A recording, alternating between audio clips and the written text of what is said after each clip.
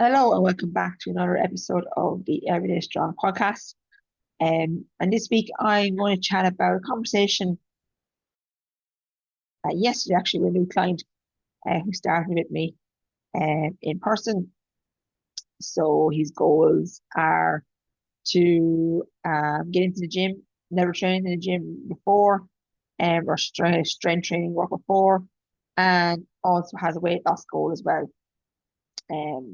And just asked the question that a lot of people want to know because they want to know what they have to do, but also time wise and how long does it take to see results. And I suppose the way I kind of would have answered this question, the conversation that we kind of had then, uh, rather than the usual, and it does depend. There is that it depends answer. Because there's a lot of things to take into consideration with that. You know, it's not as quote unquote easy as just go do some training, eat a bit less, the usual move a bit more, is not very solid advice. Um, but what I did say to him and kind of where our conversation kind of went was, look, what you want to think about is the long term effects. You want to, yes, great, lose the weight, lose some weight, but you want to keep it off. So, um, you want to start some strength training and you want to be able to keep it up. So these are things you have to look at the very start. Is what are the things you can do that you're going to be able to do for down the line, and like that can change over time in terms, especially with training. That can change, but in general, what are the things that you can do? And I think if you can go into that mindset from day one of um the things that you can continue to do, it makes it far not easier, but it makes it far more sustainable that you can continue those habits and those changes for further down the line. Because like that, what you're probably trying to make change habits of a lifetime, um, and that's not as straightforward as you think it could be. There's a lot to take into consideration with that. So it's to not get too hung up at the start of how long it's going to take, but what are the things you need to do in order for, that change or that result to actually happen. So like that, I said, and what we can focus on is, okay, in terms of our strength training or our weight training or our exercise, whatever you'd like to call it, let's focus on 2 strength sessions a week. And that's doable for him.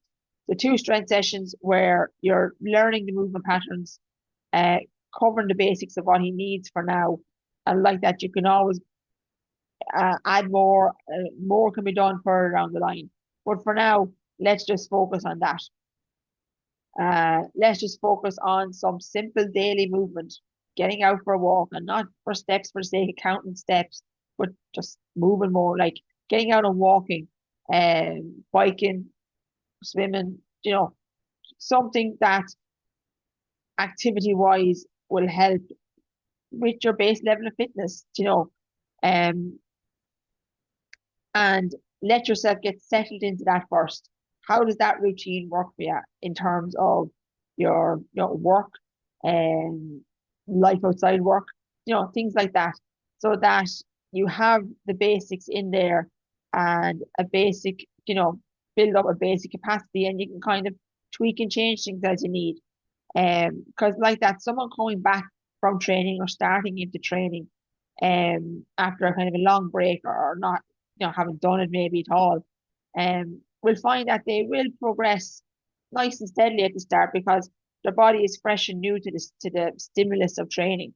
So they'll actually will feel, because they'll see the progression in, their technique because their nervous system and their body is getting used to the movement, and in turn that will feel like you're getting stronger, which is you are, but you know that's just the initial, I suppose, benefit of being new to training, is that you will feel, in the first few weeks an initial response from it, which is great, and that keeps people wanting to engage in because they're starting to feel better from doing it.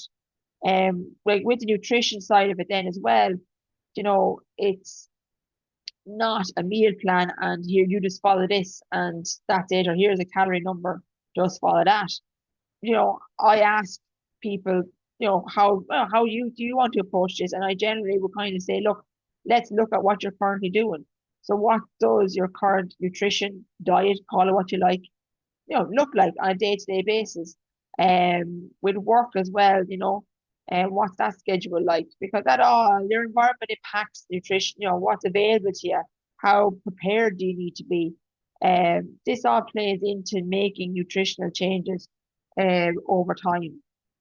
So we work off that. So we don't look at massively reducing or cutting out anything. We just look at tweaking what someone or what he's already doing. Um, to move us in that direction of losing weight, which is what his goal is. Learning to understand when you're hungry, when you're full, making the right choices for the right times. Not cutting or restricting anything out because the more you cut and restrict out, um, you know, the more you want it. Now, like that, there does need to be an element of some calorie reduction or portion size change, but don't go in with the mindset straight away of I need to cut everything out. I just need to look at what I'm currently doing and how can I improve it or how can I fill a gap or maybe I'm missing something in terms of a macronutrient or a micronutrient that I could add in that will help me feel fuller or add to an overall balanced diet. And it's not about perfection and it's not about getting everything right in the first few weeks.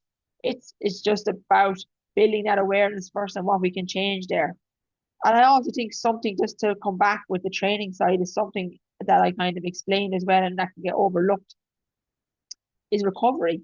We're doing these training sessions now, we're lifting some weight, we're moving some weight, you know, you're going to be sore to start. It's a new stimulus, it's a new thing that you've not maybe done before. Most of them are getting used with, they haven't got used in a while. So there's going to be some aches and pains. That's a normal process of starting training. But like that, it shouldn't be on the extreme end. If you can't walk for 5 days after a training session at the very start, that means you have just done way too much at the start. So always go in with the mindset of doing lesser than you need to do. Um, and building that up over time because it's like that then shows your baseline of what your body is able to take on, where its capabilities are now. And then then where we can move it forward to. So your ability to be able to recover from sessions, because like that training is a stress. So if your life is already highly stressed, there's no point in adding in high intensity workouts, or your sleep is poor and you're putting in high intensity interval training and that kind of stuff where it's big output, you're just going to cry. It's going to just add in more into that stress bucket. We want to be as a positive stress where your body adapts to become stronger or to be able to manage the training and to be able to get fitter and stronger and adapt and progress through it. So I think that's something that kind of gets overlooked when people are starting out. As well as, I suppose, yes, people want to have some kind of, and we do want to have some kind of time frame to work off it. And I suppose from working with people for a while now, you kind of get to see a general kind of pattern or trend if people kind of line up those few little bits in the first few weeks. And I kind of do say it kind of would start to feel, not maybe see things initially, but definitely start to maybe feel things after, if the consistency is, enough, is there enough.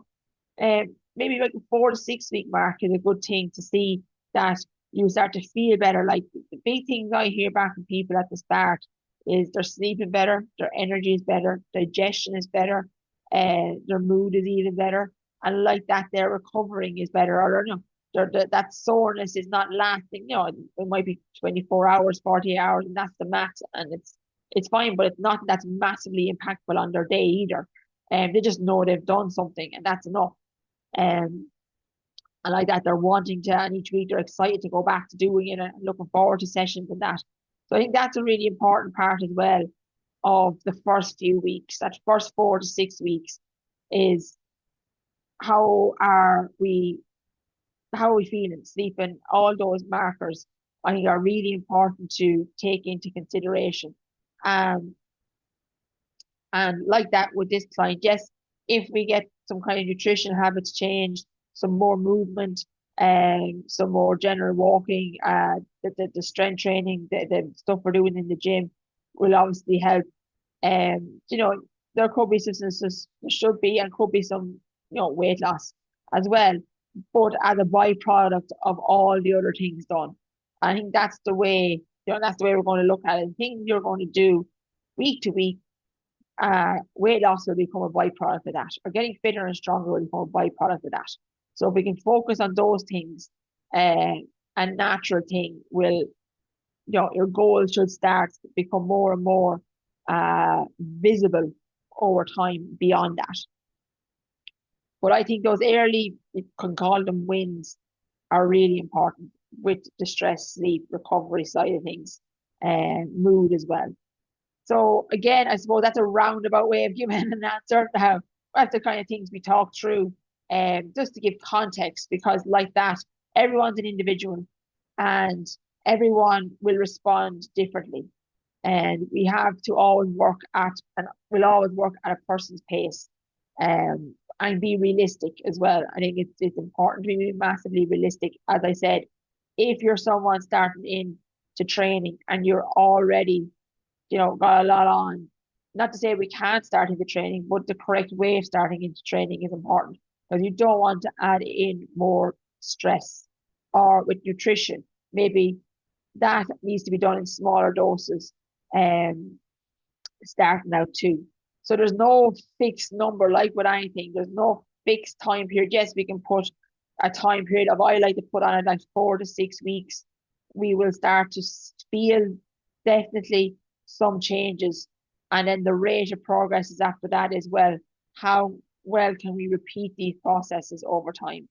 And we can give a rough kind of scale of, suspected time frames. But again, all subject to change, because like that, you don't know what comes up for people week to week and what may need to be changed. So hopefully that gives a little bit of context.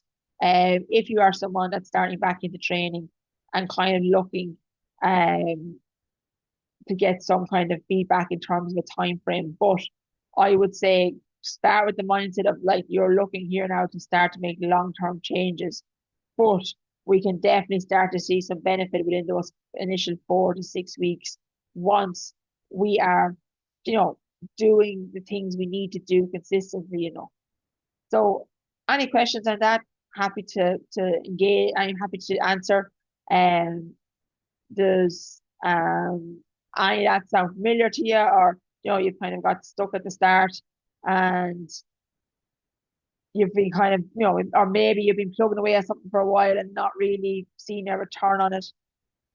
Um, Anything along those lines, I can help it. Happy to answer questions with. I have some free resources there, and a simple strength starter for in the gym to get it back into training. Some simple a training, basic 2-day training program, but with context behind it as well as to the why it's set up that way as it is, and that will help you get started back in the gym.